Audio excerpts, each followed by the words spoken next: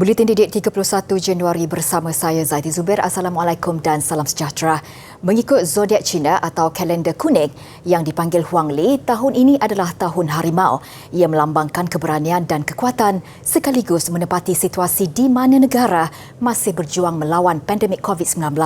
Seperti perayaan lain, sambutan Tahun Baru Cina juga mempunyai tradisinya yang tersendiri.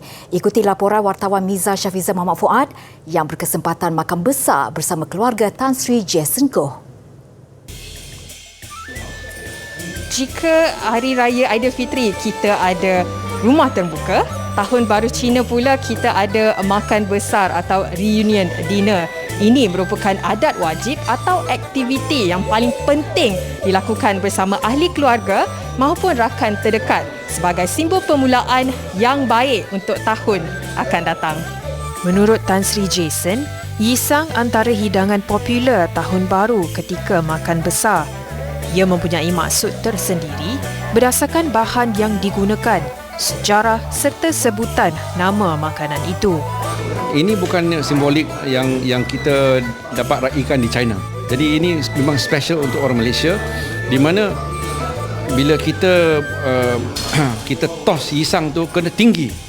Jadi bila lebih tinggi, kita punya rezeki bertambah tinggi dan bertambah berjaya. Tambahnya, tahun ini lebih istimewa kerana dapat menyambut perayaan bersama keluarga dan sahabat selepas 2 tahun tidak dapat meraikannya kerana Perintah Kawalan Pergerakan PKP akibat pandemik COVID-19. Berasa bertuah dapat bersama-sama ibu saya dengan keluarga saya, anak saya, Emilia Goh, Alexander Goh, dan juga adik saya dan kawan-kawan semua dalam bentuk keluarga Malaysia. Saya pun ada kawan India, Melayu semua datang menyambut Tahun Baru Cina. Sebagai rakyat Malaysia, kita mengamalkan mengunjungi sahabat kita. Yang mana dulu bila hari raya kami bangsa Cina dan India akan mengunjungi kaum orang Melayu. Di sini Tahun Baru Cina, saya harap ramai orang kawan-kawan Melayu dan kawan-kawan India mengunjungi, merapatkan lagi hubungan kita sebagai rakyat Malaysia. Sudah pasti paling ditunggu-tunggu pemberian duit raya atau angpau kepada ahli keluarga dan sahabat. Dalam kegembiraan dan keterujaan menyambut Tahun Baru Cina, ingin diingatkan prosedur operasi standard harus kekal dipatuhi di mana jua anda berada, walaupun di rumah saudara mara sendiri.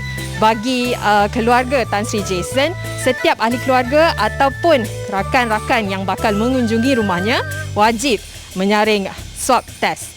Itu yang kita perlukan. Laporan Miza Syafiza, Muhammad Fuad.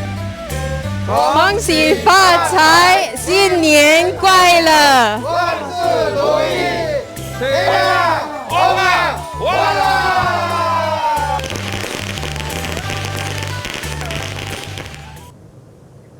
Seterusnya, berbeza anutan agama tidak pernah memutuskan kasih sayang.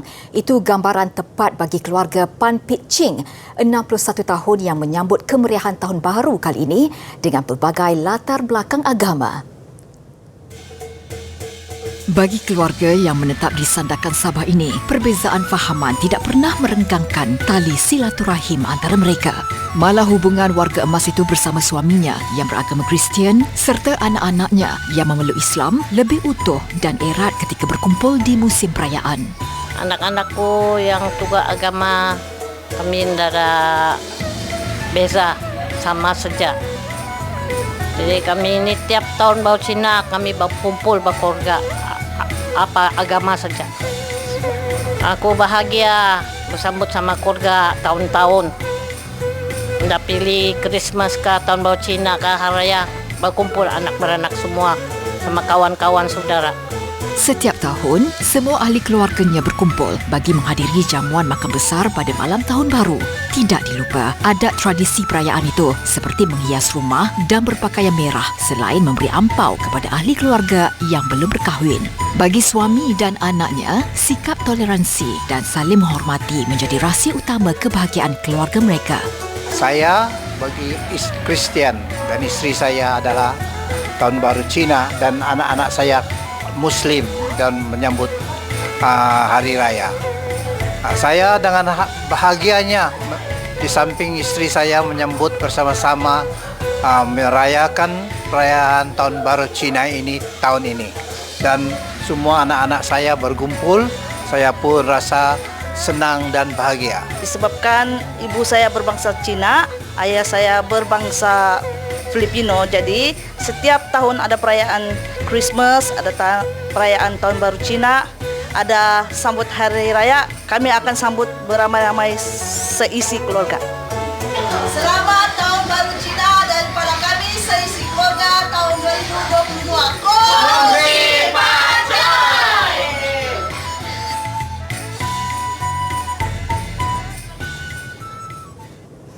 Meskipun jumlah trafik di lebuh raya dijangka meningkat sehingga 4.6 juta kenderaan sehari, aliran trafik di beberapa lebuh raya utama masih lancar dan terkawal. Ia apabila peluang bercuti panjang sempena cuti hari Minggu dan sambutan Tahun Baru Cina tidak dilepaskan warga kota untuk pulang ke kampung halaman sejak Jumaat lalu. Dan pastinya kawasan rehat dan rawat R&R antara lokasi persinggahan pengguna. Tinjauan di hentian R&R Sungai Buloh arah utara siang tadi mendapati pengguna jalan raya mula memenuhi kawasan ini sejak jam 8 pagi. Selain mudah, ia menjadi pilihan kerana tidak terlalu padat. Bagi mereka, R&R adalah lokasi terbaik untuk berehat sebentar setelah penat menempuh perjalanan berjam-jam.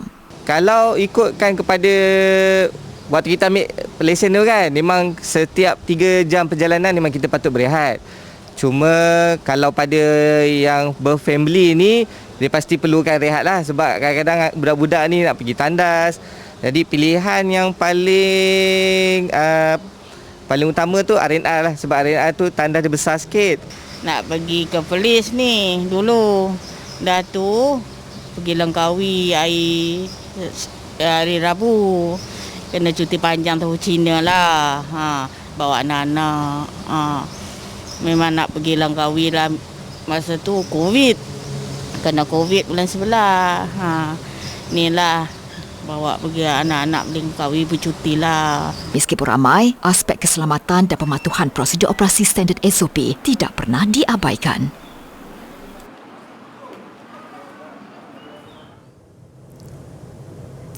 8 kluster melibatkan institusi pendidikan antara 14 kluster aktif COVID-19 yang dilaporkan masih berlaku di Pulau Pinang. Difahamkan 8 institusi pendidikan itu ialah sebuah pusat asuhan tunas Islam pasti, 4 pusat tahfiz, 2 institusi kemahiran serta sebuah politeknik. Menurut Pengerusi Jawatankuasa Agroteknologi dan Keselamatan Makanan, Pembangunan Luar Bandar serta Kesihatan Negeri, Dr. Nolela Arifin, 4 pusat tahfiz yang terlibat ialah kluster Jalan Sungai Nipah, Permatan Binjai, Kubang Semang dan Jalan Lembah. Sementara 2 lagi melibatkan institusi kemahiran di Jalan Berapit dan Bukit Pancur serta sebuah politeknik di Jalan Sungai Burong. Tambah beliau, kebanyakan pelajar yang dijangkiti COVID-19 ini telah menerima suntikan vaksin serta berada dalam kategori 1 dan 2. Selain pendidikan, kluster lain yang terlibat adalah 3 sektor perkilangan, 2 sektor tempat kerja dan 1 berkaitan keagamaan. Pada masa sama, berdasarkan laporan Pusat Penilaian COVID-19, 209 kes harian baharu dilapor berlaku di ke-55 daerah di Pulau Pinang, manakala kes harian aktif pula melibatkan 1,289 kes. Namun sehingga jam 12 tengah hari, 242 kes baharu telah dilaporkan ke Pusat Kesiapsiagaan dan Tindak Cepat Krisis Kebangsaan CPRC Jabatan Kesihatan Negeri. Dalam pada itu, lebih 11.88 juta individu dewasa di negara ini atau 50.8% telah menerima dos penggalak vaksin COVID-19 setakat semalam. Sementara yang telah melengkapkan 2 dos vaksin sudah melebihi 22.92 juta individu dewasa atau 97.9%. Berdasarkan data COVID Now, bagi populasi remaja berusia 12 hingga 17 tahun pula, lebih 2 juta atau 88.6% telah lengkap vaksinasi. Sementara 2,867,585 orang telah menerima sekurang-kurangnya 1 dos. Semalam, 78,731 dos vaksin diberikan, membabitkan 510 dos pertama, 728 dos kedua dan 77,493 dos penggalak. Ia menjadikan jumlah kumulatif pemberian vaksin menerusi program imunisasi COVID-19 kebangsaan 63,466,293 dos.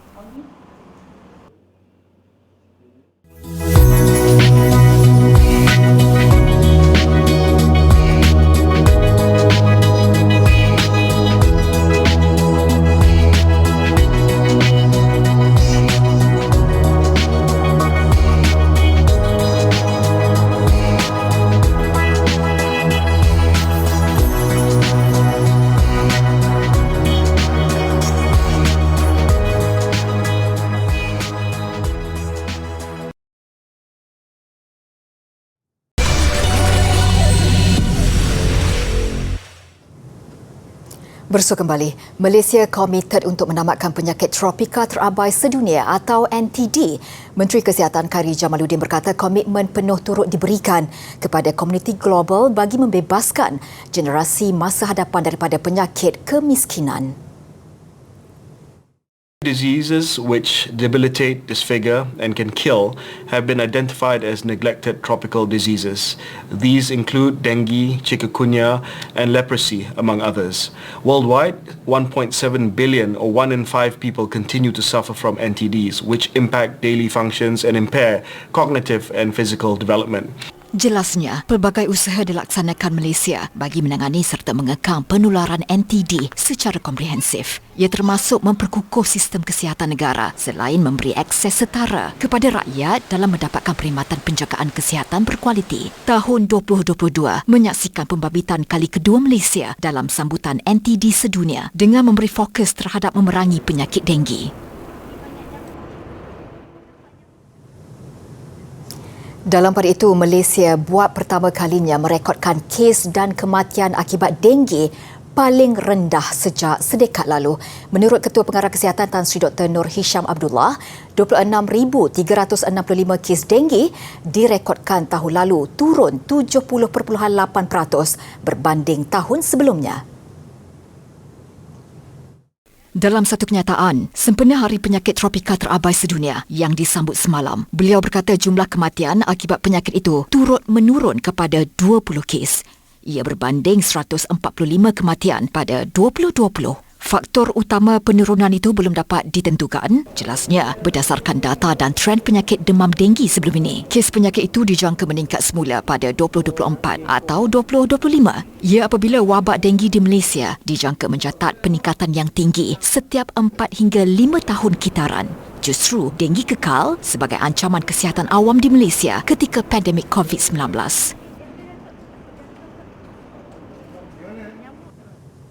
Sehubungan itu, peranan aktif komuniti boleh mencegah denggi. Langkah pencegahan tidak semestinya terletak sepenuhnya di bahu pihak berkuasa kesihatan semata-mata. Sebaliknya, menjadi tanggungjawab masyarakat setempat dalam meminimumkan risiko jangkitan virus denggi. Dalam program gotong royong mencegah denggi di Pangsapuri Taman Suria, Kelang Selangor, seramai 150 orang penduduk terlibat. Mereka dipecahkan kepada beberapa kumpulan untuk membersihkan kawasan persekitaran Pangsapuri sebagai usaha membantras pembiakan nyamuk Aedes. Program bersama Surau Al-Syuhada Taman Suria dilakukan berikutan rasa bimbang dengan ancaman demam denggi terhadap penduduk. Saya sebagai penganjur gotong royong komuniti Pangsapuri Taman Suria Penaman ni adalah untuk mencegah denggi di kawasan kita dan memanggil komuniti Pangsapuri untuk membersihkan kawasan ni.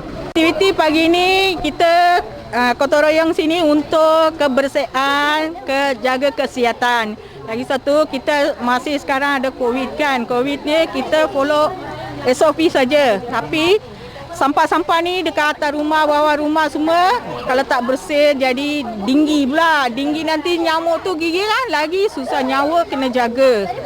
Itu pasal kita orang semua ramai-ramai campur gotong royong hari ni. Jadi dampaknya komitmen masyarakat kat sini alhamdulillah semua turun membantu semua kan. Penduduk tak kira India, Cina, Melayu semua ada. Jadi kita bersatulah bersama dalam membentras denggi ni kan. Antara agensi yang turut serta ialah Majlis Perbandaran Kelang MPK dan Pejabat Kesihatan Daerah Kelang. Orang ramai dinasihatkan untuk sentiasa membersihkan kawasan di luar dan dalam rumah dengan memusnahkan tempat takungan air yang berpotensi menjadi tempat pembiakan jentik-jentik. Menurut pihak PKD Daerah Klang melalui Unit Kawalan Penyakit Bawaan Vektor, setakat Januari 2022, hampir 400 kes denggi telah dilaporkan.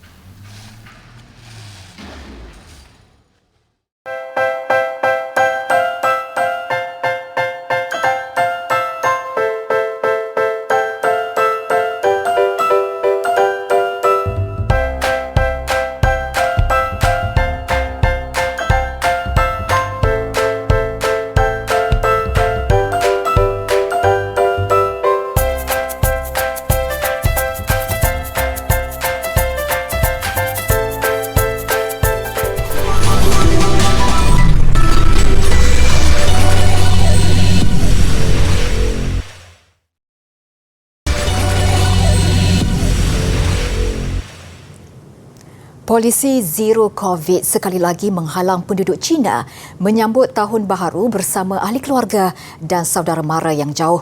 Ramai yang memilih untuk tidak pulang ke kampung disebabkan peraturan dan SOP ketat yang perlu dipatuhi. Pelbagai acara yang diatur juga terpaksa dibatalkan. Namun keadaan itu tidak menghalang mereka membuat persiapan.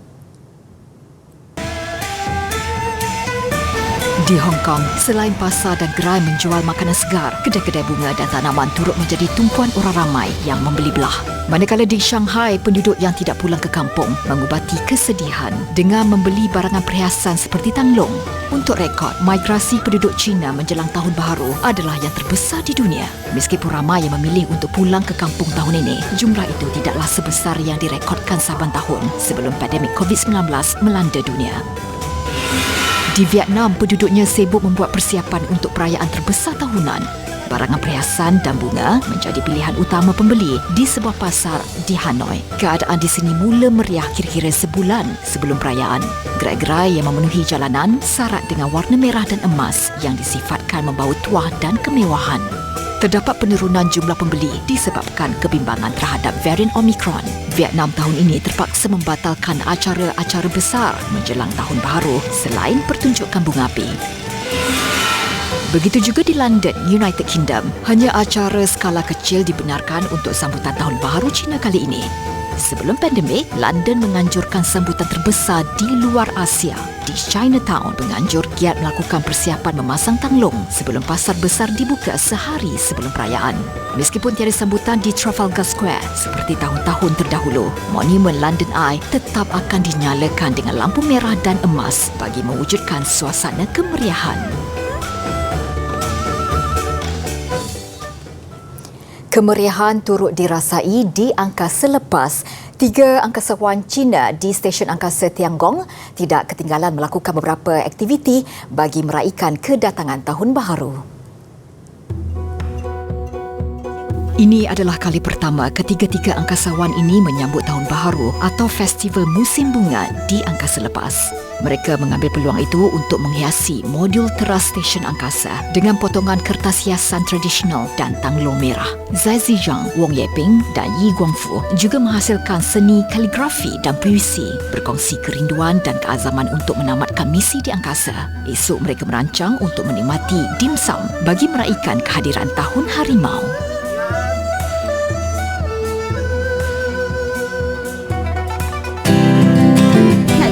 Macam mana selipar kita boleh mencengkam. Hari ini saya ada satu selipar dan saya akan pakai dan kita akan tengok macam mana selipar ini mencengkam di permukaan bawah.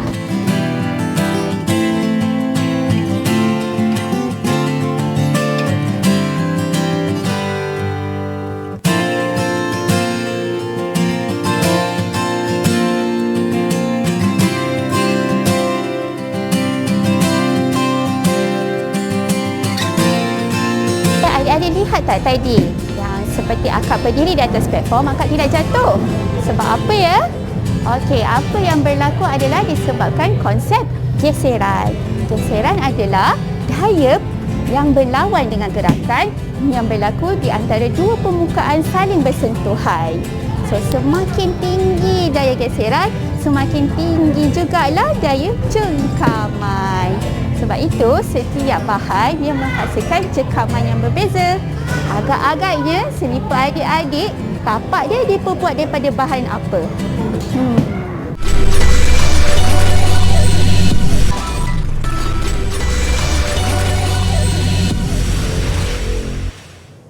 Sukan. Selepas 2 gelaran diraih pada kejohanan antarabangsa India minggu lalu, pencapaian membanggakan terus dipamerkan pemain muda negara.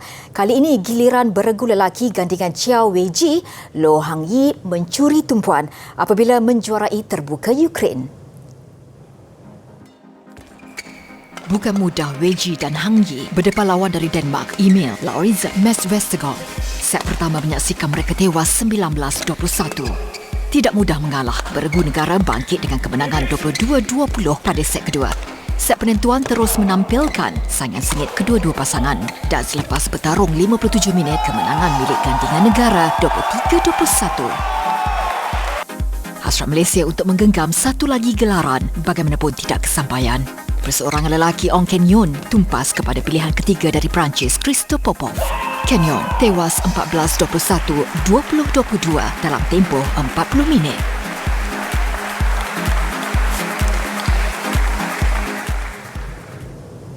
Bola sepak Piala Asia Wanita. Jepun meniti halangan sukar mempertahankan kejuaraan apabila dijadual menentang China pada saingan separuh akhir. Begitupun, Jepun bagaikan memberi amaran buat China apabila membelasah Thailand 7-0 pada aksi suku akhir. China pula mara menewaskan satu lagi wakil Asia Tenggara Vietnam dengan 3-1. Berdepan Thailand di suku akhir, Jepun nyata berada dalam kelas tersendiri. Juara bertahan itu memulakan pesta golnya minit ke-27 menerusi Yuika Sugasawa. Pada penghujung babak pertama, Hinata Miyazawa menjadikan kedudukan 2-0. Penguasaan penuh ditampilkan Jepun apabila Rin Sumida melebarkan kedudukan 3-0 hanya 3 minit selepas rehat. Sugasawa menjadikan kedudukan 4-0 minit ke-65 sebelum Riko Uki menambah gol kelima Jepun 10 minit kemudian. Minit ke-80 Sugawa melengkapkan hat-trick dan terus membuktikan tindakan penyudahnya apabila melengkapkan kemenangan 7-0 Jepun 7 minit sebelum whistle penamat. Lawan Jepun, China pada separuh akhir Khamis ini pula tampak bergelut untuk meneruskan kemarahan. Menentang Vietnam, China dikejutkan gol awal lawan minit ke-11 menerusi Nguyen Thi Tu Yet. China pantas memperkemas rentak permainan untuk menyamakan kedudukan menerusi Wang Shuang minit ke-25. Babak kedua tambah rancak dan giliran China di depan. Minit ke-52 hasil jaringan Wang Shanshan. Hasrat Vietnam bangkit dileburkan dengan gol ketiga China seminit kemudian menerusi Tang Jiali.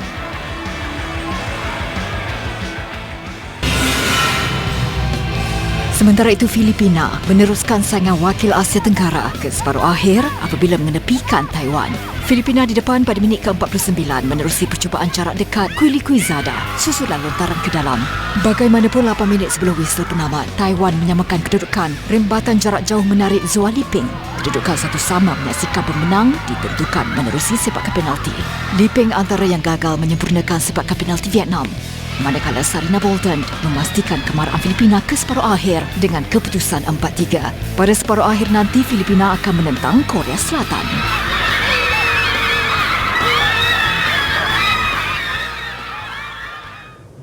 Beralih ke aksi tenis terbuka Australia, jago Sepanyol Rafael Nadal muncul juara selepas mengalahkan Daniil Medvedev dari Rusia.